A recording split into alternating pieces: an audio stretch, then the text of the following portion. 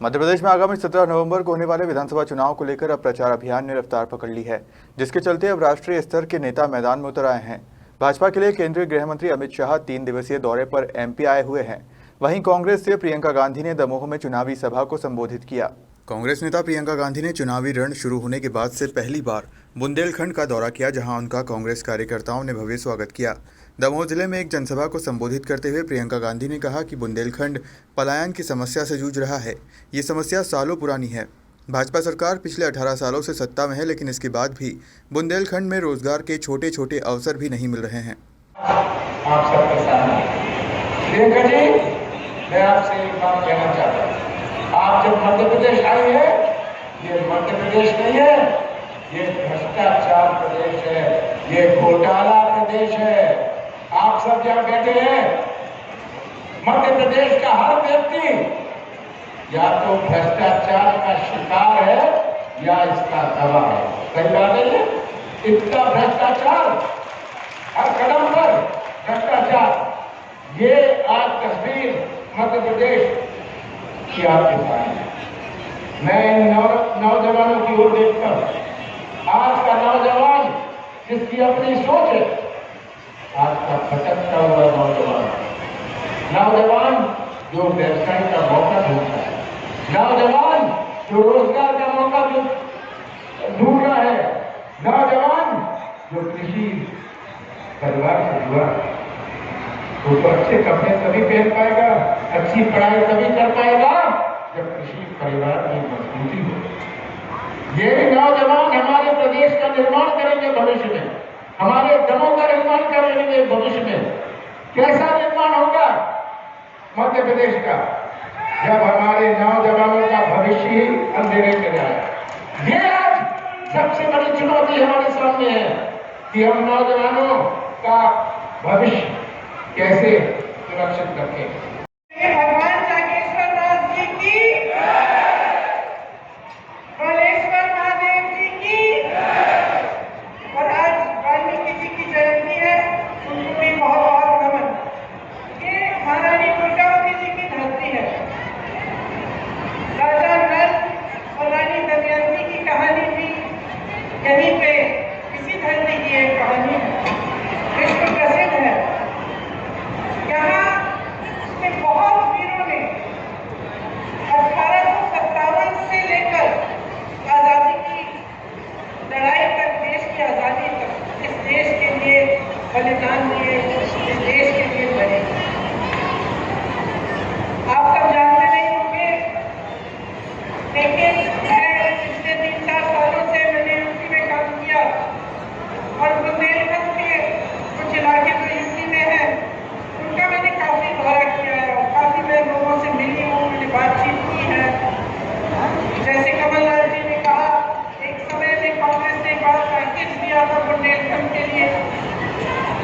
आज परिस्थितियां कुछ अलग है, चुनाव का समय है।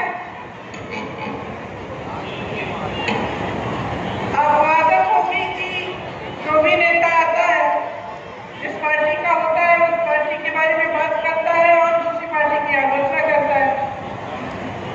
कभी कभी मुझे लगता है कि जो वो कह रहे हैं तो हम कह रहे हैं।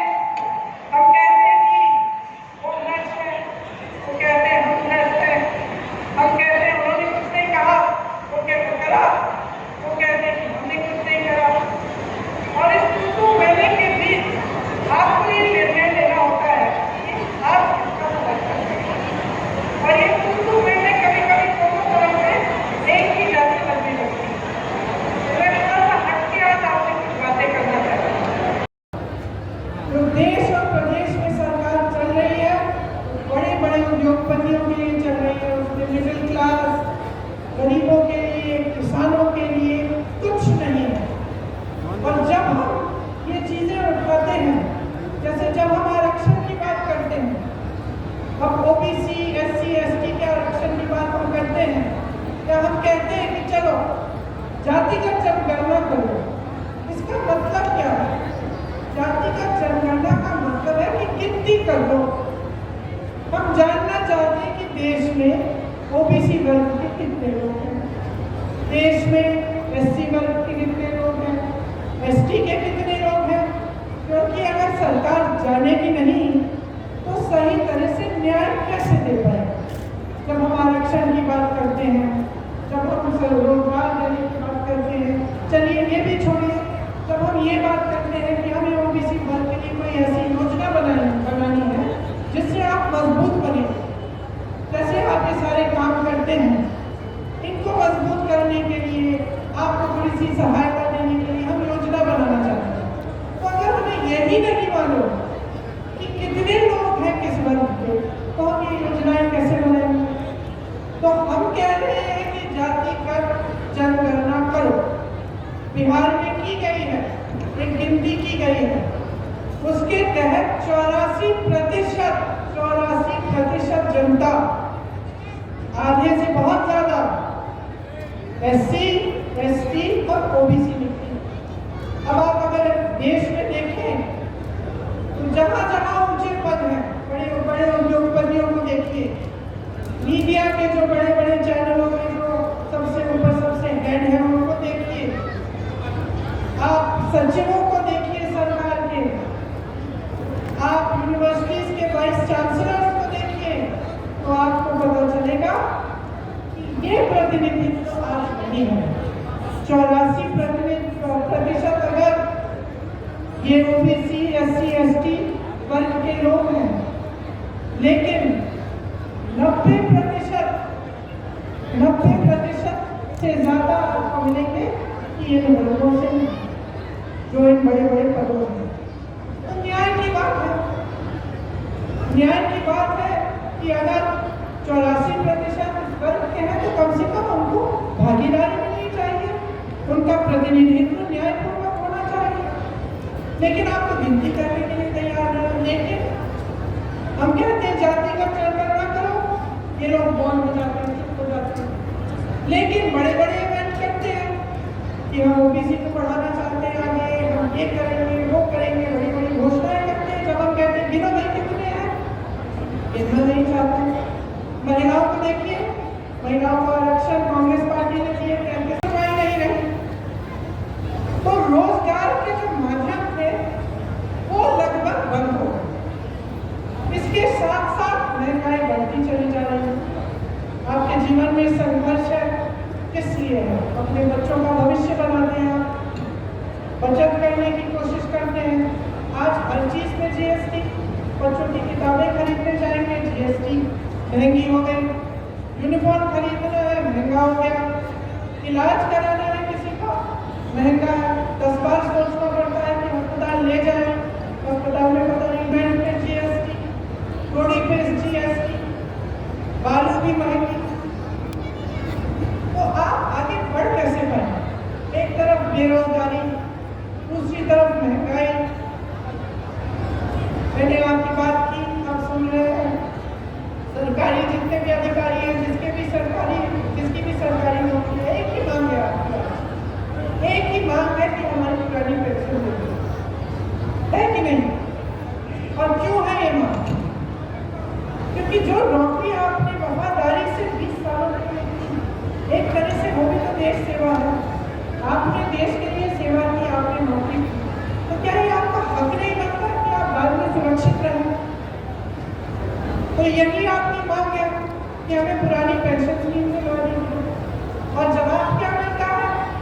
ऐसे नेता है, ऐसी सरकार है जिससे आपको जवाब मिलता है कि इसके लिए पैसे नहीं है। अगर पैसे नहीं है तो जो बड़े बड़े उद्योगपति हैं, अडानी जी जैसे, उनके कर्ज माफ करने के लिए पैसे कहाँ से आए हैं?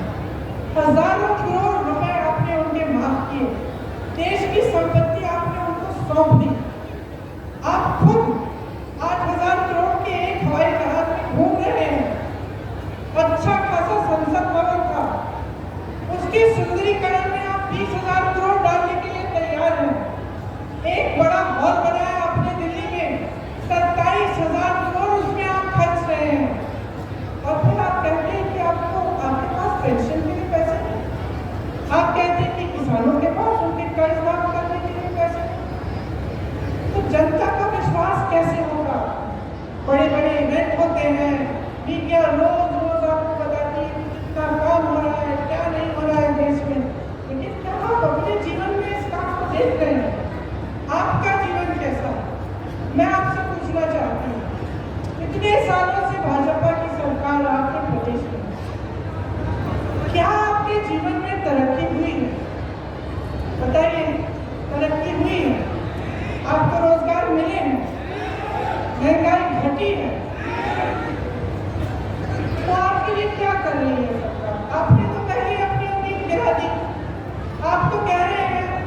क्या हमें न्यूनतम उम्मीद है कि हमारे संघर्ष में मदद कर दो। इतना भी नहीं हो रहा है आज आपके लिए। दमोह से विनोद उदेनिया की रिपोर्ट।